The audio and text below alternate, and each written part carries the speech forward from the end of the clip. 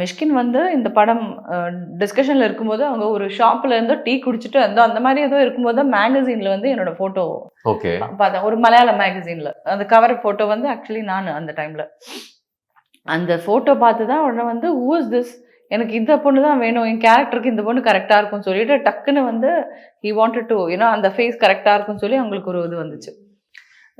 யாரோ வந்து சொல்லி கொடுத்துருங்க இந்த மாதிரி அவங்க மலையாளம் ஹீரோயின் வந்து பேரு பாவனான்னு சொல்லிட்டு தென் தே ட்ராக் டவுன் மை நம்பர். அந்த மாதிரி தான் ஃபோன் அடித்து விழிச்சு அதை ஃபோன் பண்ணி வந்து நான் வரேன் கதை சொல்கிறதுக்கு. அப்போ நான் இன்னொரு ப்ராஜெக்ட்டுக்கே நான் ட்ரிவாண்ட்ரமில் இருக்கோம்.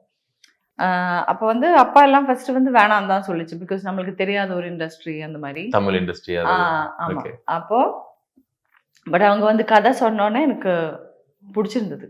அதனால தான் டக்குன்னு வந்து கம்பெனி அப்படிதான் அவங்க கண்டுபிடிச்சாங்க.